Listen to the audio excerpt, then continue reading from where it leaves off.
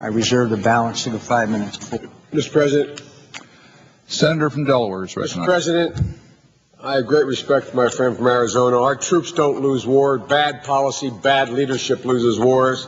This should have the courage to stand up and tell the administration they have had a god-awful policy. They have put our troops in a position that, in fact, has made it virtually impossible for them to succeed at the outset. They deserve a policy. They deserve a plan. There is no plan. We went to war with too few troops. We went to war unnecessarily. We went to war with these men and women ill-equipped. They're coming home ill-served. It's about time we have the courage to stand up and say to the President, Mr. President, you have not only put us in harm's way, you have harmed us. You have no policy, Mr. President. I'm so tired of hearing this floor about courage. Have the courage to tell the administration, stop this ridiculous policy you have. We're taking sides in a civil war. I was there in Srebrenica. I was in Tuzla. I was in Sarajevo. I was in Brčko in the Balkans. How did we solve that? We solved that with a policy of separating the parties. This is a cycle of self-sustaining sectarian violence that 20,000, 30,000, 50,000, 100,000 Americans will not be able to stop. Mr. President, this is ridiculous. There is no plan.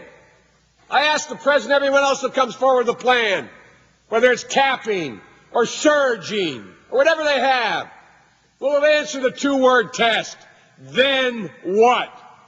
Then what? Then what? What happens after we surge these women and men?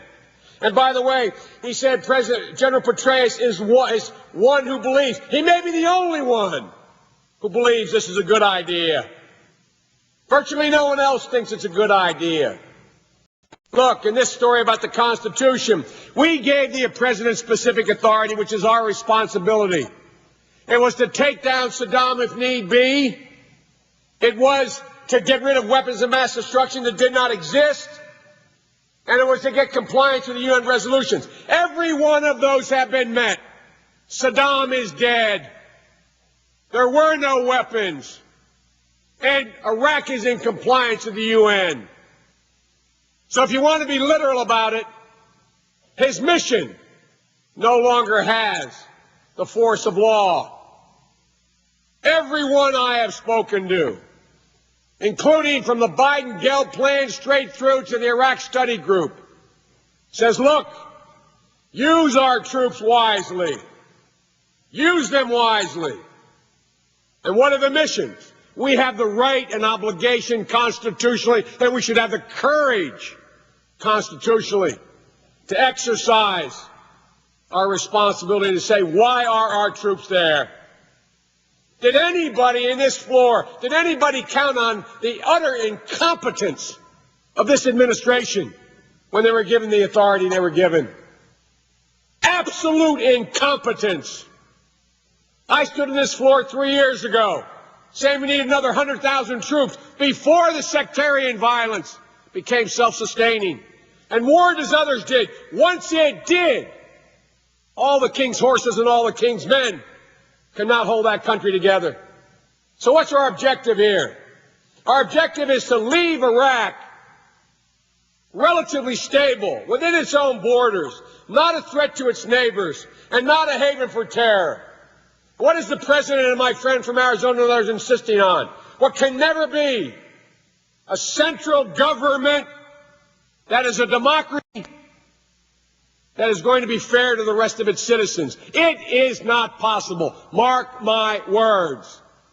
So as long as the President keeps us on this ridiculous path, taking us off a cliff, I ask my colleagues, does anybody think they're going to be able to sustain keeping American forces in Iraq at 160,000 for another year and a half? What do you think? What do you think is going to happen in Tennessee, in Delaware, in Illinois?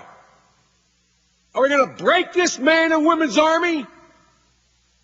What are we going to do here? How many times do we ask those 175,000 Marines to rotate? 3, 4, 5, 6, 7 times.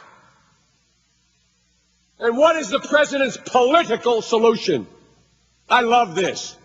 Everyone says there is no military solution, only a political solution. Name me one person who's come up with a political solution. One. Other than me and Les Gelb. There is a political solution. It's what history teaches us. When there's a self-sustaining sectarian violence, only one of four possibilities. It either expires, they kill one another off. 2, you impose a dictator. 3, you have an empire. Or 4, you have a federal system. Mr. President, I ask 30 more seconds. Without objection, Mr. President, I am tired of hearing this about courage. The only courage being evidenced in this country are those folks out in the battlefield, getting shot at, getting killed. Why are they there? Let's get on with this. This is the only rational way to move. All this malarkey about cutting off funds. This is about the mission. Mr. President, you're leading us off a cliff. Stop. I yield the floor.